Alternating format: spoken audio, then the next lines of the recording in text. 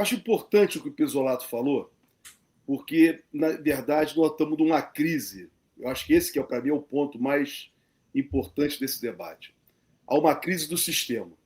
E falar isso na voz trabalhadora é primordial, muito mais do que em qualquer outro lugar. Porque o que nós estamos nos deparando é um sistema, né, que há mais de 600 anos está aí e não produziu resultado nenhum efetivo. Então, essas crises fora, como o Pizzolato falou, internacionalmente e internas, é a mesma crise. É a crise de um sistema capitalista liberal que não produz resultados efetivos. Então, acho que é por aí que a gente tem que, a meu modo de ver, bater nessa tecla. Porque tudo isso que o Pizzolato falou no âmbito internacional, essa reação, a própria eleição do Donald Trump, é uma forma de tentar se manter vivo. Se manter vivo. Porque o que nós temos hoje é uma brutal reação de todos os países que foram colonizados. E aí eu incluo, inclusive, a Rússia. A Rússia é um país que eles tentam colonizar nesse momento.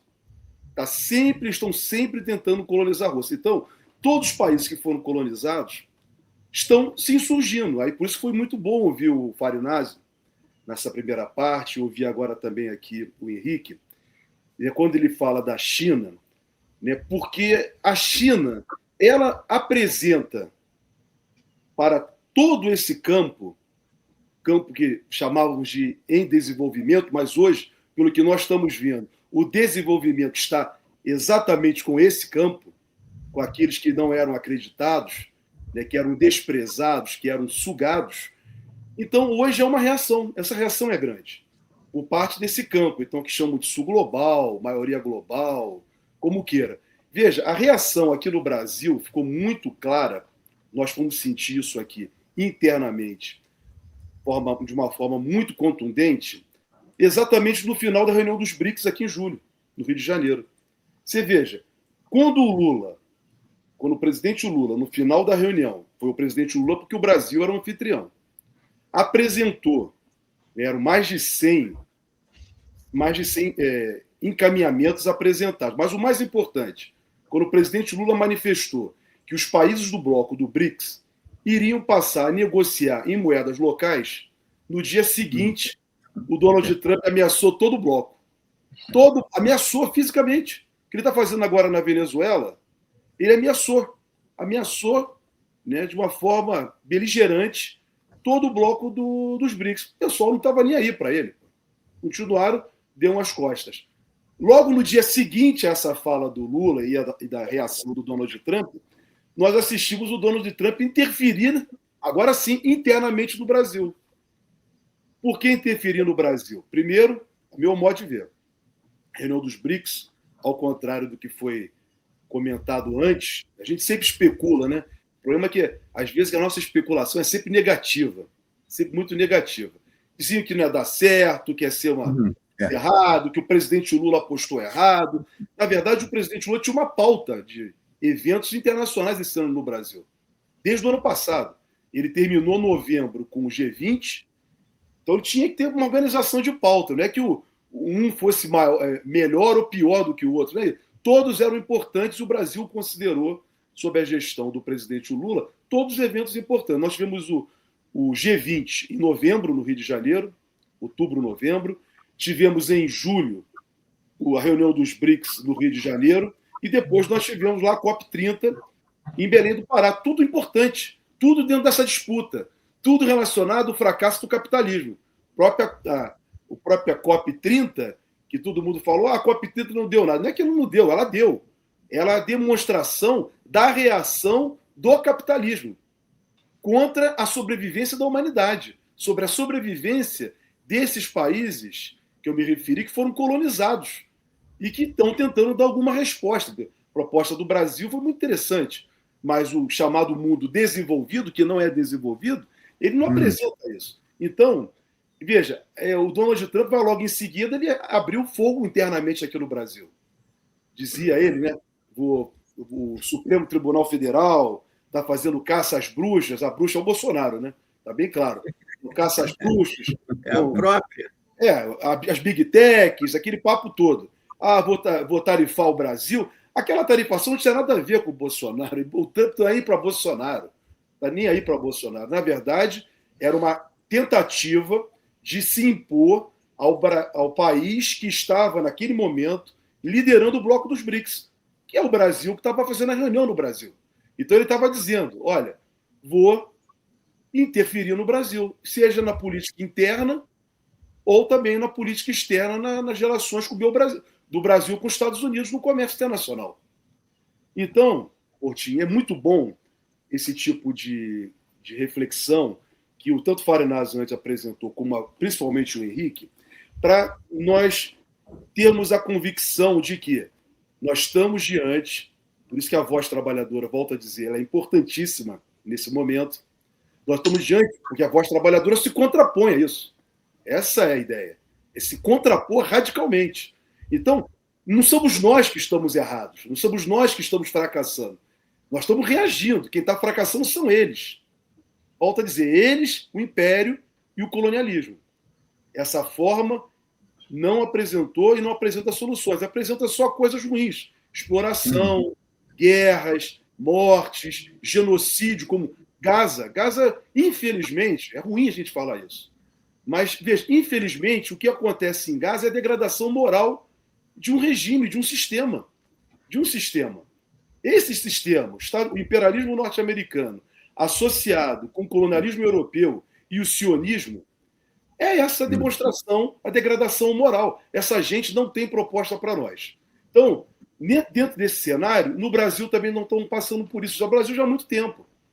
Brasil porque a gente não se livrou ainda dos males da formação do Brasil, desde da colônia até os dias de hoje. Já desse estava conversando com o meu amigo, meu professor, meu orientador, depois foi meu supervisor, meu amigo particular, Chico Teixeira, no centro do Rio de Janeiro, antes do Natal, umas 2 semanas antes, eu e o Chico conversando, falou assim, pô, Jorge, a gente fala muito da questão da tortura no Brasil, né? Acho que tem relação com a ditadura, mas a tortura ela é estrutural na formação política social brasileira. Por que foi a escravidão?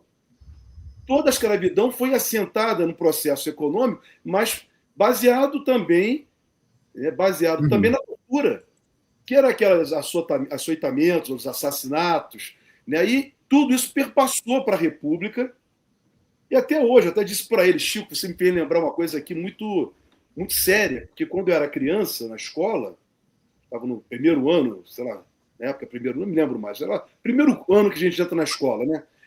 Uma professora pegou a palmatória e me deu palmatória. Veja, numa escola, gente. Isso é normal. Aquele milho, colocar a criança no milho na escola, né, de joelho no milho, isso é tortura. Então, nós do Brasil, Portinho, Celso, Henrique, Maurício, quem está nos acompanhando, isso é uma realidade ruim. Ruim. A nossa formação como país, como instituição e também como economia, ela é baseada nesse tipo de modelo, totalmente fracassado. Quando a gente tenta avançar, nós tentamos avançar de alguma maneira, da maneira nossa, que não é igual dos outros países, por exemplo, a partir de 30, tivemos um avanço, de alguma maneira, podemos considerar assim, né? Veja as dificuldades que impuseram as lideranças da Revolução de 30, todas elas. Todas elas. Todas elas. Veja, né, a atuação do partido, a repressão feita contra os comunistas, a repressão depois aos trabalhistas, leva ao suicídio de Vargas, dificuldade para Juscelino Kubitschek tomar posse. Eu considero o Juscelino dentro desse campo. E quando eu falo aqui, não estamos falando da esquerda, como a gente propõe, imagina. Mas de um campo dentro do Brasil, da formação do pensamento político brasileiro, que a gente pode considerar democrático, popular e progressista de alguma maneira. A gente acaba se fundindo. Trabalhismo é isso. Trabalhismo é isso. Então, veja a dificuldade que Juscelino enfrentou, mesmo com várias coisas que a gente pode criticar. Depois, João Goulart, o que se passou durante a ditadura, a dificuldade para o Lula I, para o governo Lula já toma posse. Pisolato está aqui, ó. Escrevi até um artigo domingo em homenagem a ele. A ele, Eduardo Apio, Alisson Mascaro, Chico, todos são perseguidos. A Dona Marisa, que faleceu, o reitor da Universidade de Santa Catarina, todos estão sendo perseguidos. Veja, Lula já tomou posse, gente. Pisolato participou disso diretamente no primeiro mandato, já sendo pressionado. E olha que o Lula apresentou a Carta aos Brasileiros, que é um baita cordão, hein? E ele já foi acossado ali com o mensalão. Começa com a CPI do mensalão. A CPI do mensalão, né, Henrique? Henrique conhece isso por dentro e por fora. CPI do mensalão para acossar o Lula sob o controle do primeiro governo. Lula consegue ser uma façanha, consegue ser reeleito. A reeleição de Lula foi uma façanha, diante dessas condições estruturadas do Brasil. Lula dá prosseguimento ao projeto, aí amplia com o PAC. Aí o nosso amigo querido, que deve estar, com certeza está assistindo aqui, Guilherme Estrela, né, junto com o pessoal da Petrobras, pessoal dedicado, essa turma é dedicada ao Brasil. São brasileiros, grandes brasileiros, como Henrique, sabe, Estrela, tem vários brasileiros, Chico, Teixeira, vários brasileiros que são gigantescos mesmo, formidáveis, pessoas que se entregam de corpo e alma, sonham com um Brasil que possa acabar com as injustiças. Foram lá para a Petrobras, ver o pré-sal, os caras sabotaram tudo aquilo. O mensalão continuou, é julgado o mensalão, aí teve o inquérito do mensalão, depois teve o processo do mensalão, né? E a gente vai vencendo, o Lula vai conseguindo ali, conseguiu chegar a 7% de PIB em 2009 para 2010, gente. Impressionante isso, com todas as dificuldades do capitalismo. Todas elas. Não vem aqui dizer, o Lula o Brasil é um país capitalista. Não dá para ficar nesse papo, porque é o acordo político que a gente tem, que está lá na Constituição, e aí o socialismo é algo que a gente propõe, sonha e vamos conseguir. Mas no momento é isso que temos aí. Então o Lula conseguiu chegar no final do mandato e reeleger a presidenta Dilma, com todas as dificuldades impostas, sejam externas como internas. Essa história que o Henrique bem apresentou do mensalão é a Lava Jato, que é a Lava Jato. A Lava Jato é o prosseguimento do mensalão. É o prosseguimento, o método é o mesmo. O Joaquim Barbosa é o Sérgio Moro. O Joaquim Barbosa é o Sérgio Moro. O Supremo Tribunal Federal, que tinha ministros envolvidos e deputados, o foro foi no Supremo. Se não tivesse, na verdade, eles queriam pegar o Lula. Eles queriam o presidente Lula. Eles queriam a jugular do presidente Lula. Então o foro foi no Supremo. A Lava Jato, o foro foi na 13ª Vara de Curitiba, que não deveria ser. Não deveria ser. Já começar pela Lava Jato. A Lava Jato, Henrique, é aquele posto lá de Brasília, do lado daquela churrascaria que tem lá. Fogo de chão, fazendo comercial aqui. Não é ali que é a Lava Jato? Então, o Poço Lava Jato, ao lado do cassino. Porque foi ali... Do bingo, ao lado do bingo. Exatamente. Isso deveria ter sido, desde o início, lá em Brasília. Como o Supremo Tribunal Federal, ao final, entendeu que a competência era da 10ª Vara Federal, lá do Distrito Federal, de Brasília. Então, veja, mas por que Lava Jato? Porque era o prosseguimento desse processo de destruição da soberania nacional e do desenvolvimento. Toda vez que a gente tem governos como exemplos, como Vargas, como Juscelino, como João Goulart, como Lula, Dilma Rousseff, esses caras internamente, como o Henrique falou, e externamente trabalham para sabotar o Brasil. O Brasil não pode ser desenvolver o potencial que ele tem. Seja um potencial de riquezas, que não precisa enumerá-la, né, geográficas, que são muito, muito importantes, e principalmente que é a cultural que é o seu povo. Que é esse povo preto, pobre, como dizia o Darcy, mesclado, como, né, essa beleza que é o Brasil. E eles impedem que isso aconteça. Impedem. O presidente Lula toma esse terceiro mandato dele, ele é controlado. Totalmente controlado. Não é que ele queira ser controlado. Ele não tem condições políticas de fazer qualquer modificação que aconteceu após o golpe. Eu tenho conversado isso com o Estrela, constantemente isso. Eu tenho debatido isso. Então, e por quê? Estruturalmente, constitucionalmente, por dentro da ordem, foi feita a mudança. E por dentro da ordem, eles criaram diversas amarrações, que impedem. Aí você tem um poder judiciário, tem um Supremo Tribunal Federal, que pode tentar fazer a limpeza com o fascismo, mas impede o processo de desenvolvimento e de soberania. esse Supremo Tribunal Federal é que julga constitucional a reforma trabalhista, julga constitucional a reforma previdenciária. Sob que argumento? Olha o argumento. É que essas reformas, essas medidas, foram feitas sob uma legitimidade legislativa e governamental. Esse é o argumento que eles apresentam. É a tal da princípio democrático, como usaram para manter constitucional vários dispositivos do Código Florestal, por exemplo, que eram inconstitucionais, e eles julgaram o constitucional sobre esse argumento. Argumento que de uma maioria que não é democrática, é uma maioria que trabalha contra os interesses do povo, a maioria parlamentar que trabalha contra os interesses da maioria da população. Então, o presidente Lula, ele não tem como mudar nesse momento, fazer essas mudanças, Banco Central independente. Então, o que está acontecendo para terminar? Essa questão que você levanta, Portinho, e eu estou falando diante do que o Henrique apresentou. Henrique foi além, foi muito profundo. O que acontece é o seguinte: a crise se agravou internamente, mas não com Lula. Não é o presidente Lula, não é o governo do presidente Lula que está em crise.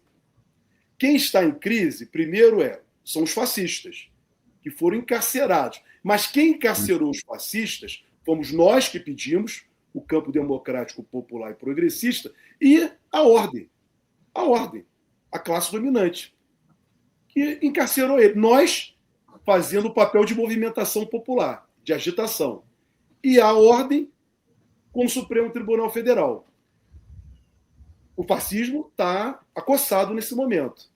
Não totalmente, porque eles são protegidos, como sempre foram. Os integralistas foram protegidos. Né? Hoje estava até uma pesquisa aí dizendo que o PL tem 12% de... 12% das pessoas que participaram da pesquisa. Nada de anormal. Se lembrar que em 1930, os anos 30, o integralismo chegou a ter 1 milhão de filiados. Alguma coisa diferente? O PL é o partido atualmente dos fascistas. Os fascistas estão reunidos no PL. Então, nós estamos falando esse contexto. O fascismo está em crise e também, principalmente, quem está em crise no Brasil, para colocar esse ponto para o debate posterior, é a classe dominante brasileira. Porque há, nesse momento, uma disputa entre eles. Há dois lados em disputa.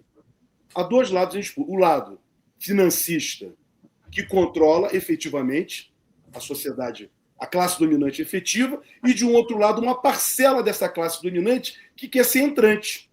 E nessa classe dominante entrante estão muitos políticos que patrocinaram e defenderam os interesses dessa classe dominante, mas que agora estão ganhando muito dinheiro ilegal, provavelmente segundo o Supremo Tribunal Federal, segundo as investigações da Polícia Federal, e nada pode se divulgar. Daí conflitos.